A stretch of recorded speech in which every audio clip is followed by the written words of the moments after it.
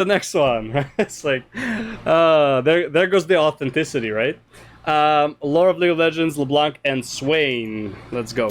Lore of League of Legends. Christ. Today's taken Noxus focusing on two prominent yet mysterious figures, Emilia LeBlanc, the Deceiver, and Jericho Swain, the Master Tactician. Enjoy. Yeah, isn't Swain is currently the de facto leader, right, of Noxus? Even I think in current lore, in current story, Swain should be the leader. Even though in the video, it was the animated short, I believe. It wasn't like the song stuff. It wasn't like the music videos. Darius kills whoever was a king when he showed weakness and was accepting everyone, or something like that.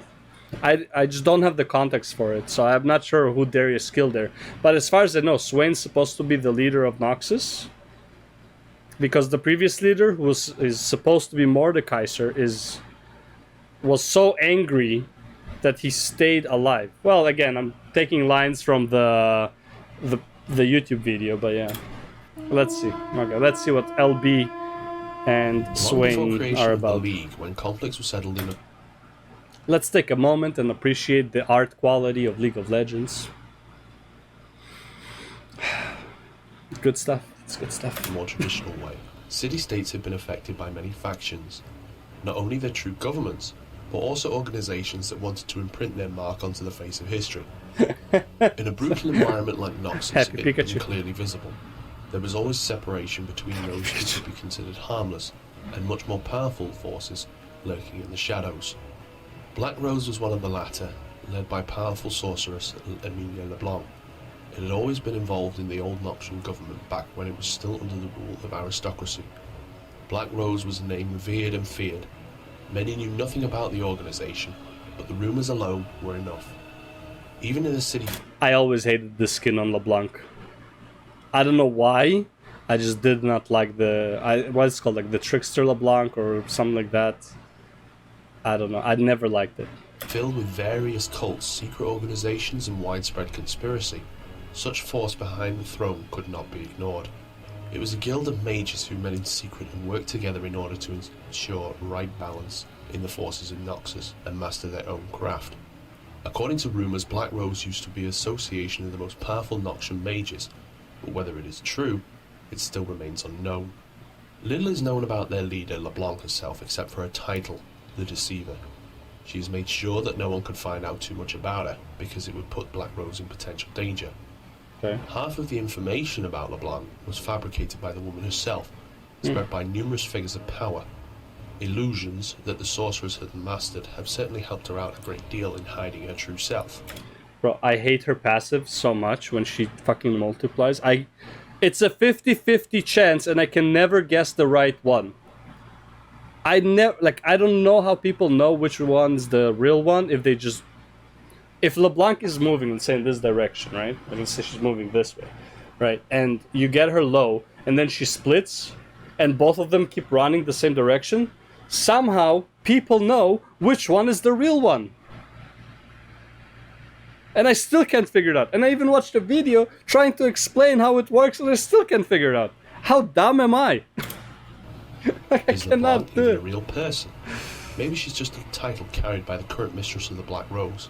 That still remains unknown. But times have changed, and greedy aristocracy has lost its importance and position. A new government has been forming. The times have been too dangerous, and LeBlanc as well as the whole Black Rose have disappeared, leaving no trail behind. Okay. Many believe that members of the organisation have been murdered, or perhaps have just stopped their tries to gain political dominance. They have been proven wrong. When LeBlanc appeared at the gates of the Institute of War asking for allowing her to join the League, that is when it became clear that the Black Rose did not stop their actions. It kind of goes... Like, wait, that doesn't make much sense. If you think about her character, where she tries to stay mysterious, why would she herself go to the League and register? It's like... I bet they have to take your information, right? It's like, oh yeah, just sign here. We need all the information we can get about you to sign up here. Here's your ID card, right? It's like, here's your ID for joining the League. right? It's like kind of goes against characters, unless the LeBlanc in the League of Legends that we know is an illusion. Ah, smart. Were waiting until another force would emerge, and with the appearance of the League of Legends, they considered that a good opportunity to once again affect the history of Valoran. Hey, Swain. Swain, the master tactician, used to be a part of the Black Rose, but his raise in military command had him excluded from the ranks of the organization. I'm not gonna lie, I feel like his title and like what he's supposed to be is really not portrayed in his character. You would not think Swain is a master tactician based on, first of all, how people play him, and second, based on his skill set. I don't know how you would make a tactician a great champion, but I'm thinking more in the sense of like Abathur from Heroes of the Storm. Now that's a tactician. Abathur is just hiding, no one knows where the fuck he is the whole game, and he just like, spawns around the map, puts some like traps here and there, goes to another place, puts traps, but it's like he's never actually in battle. So I don't know, that felt more like tactician than what Swain is. So it's weird. Like I don't know. I don't think they portrayed him well as a tactician inside of League of Legends. But whatever. That's just my opinion. Like many of his Black Rose brothers, the history of Swain is a mysterious one. Oh. The first official note of his existence is a simple doctor's note, according to which Swain would limp into this infirmary, and despite his right leg being broken in half, he didn't cry once. The mysterious man with a small bird on his shoulder. Well, you don't show weakness in Noxus. If he cried, he would be, executed.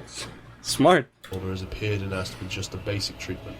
With cold, measuring gaze, Swain would just accept everything that was happening without a word or even sign of human emotions. He did not give any answer to the doctor's questions, rather than his cold stare. Before leaving, he just asked for a spare cane. He left, disappearing from history for another couple of years.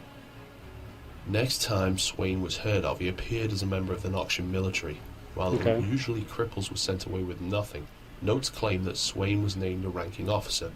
While many have been struggling to get anywhere above regular soldier, Swain had easily been awarded that honour. Reasoning behind that decision is still unknown. What is certain, though, is loyalty and faith of the troops that had served under Swain and survived it. Many soldiers had a very high opinion of their commander, even despite his physical incapabilities.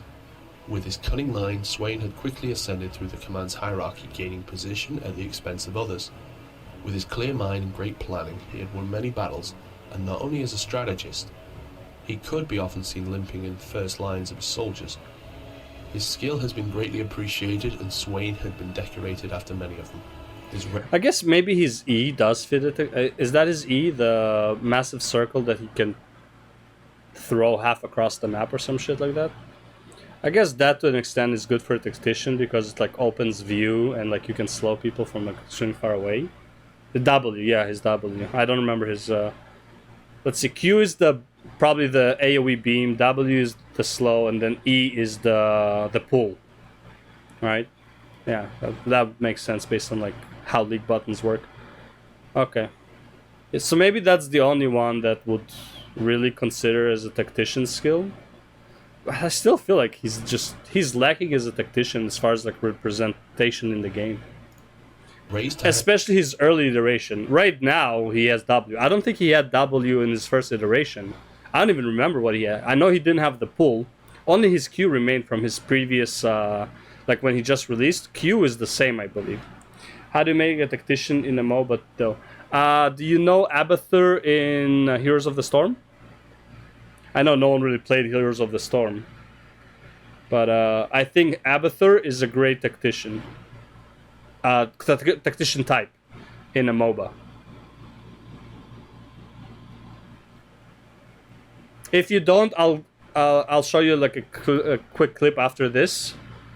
What is the Heroes of the Storm? Yeah, basically. Was inevitable. Okay, I'll show you after this what I mean by like why Abathur, in my opinion, was a great tactician in the MOBA. People would support Swain as they were fascinated by Swain and his actions. Every battle had been bringing him close to joining the As a Heroes of the Storm. Yet, it's a dead game. His goal, Swain had been pulled from active duty just prior to the Ionian invasion.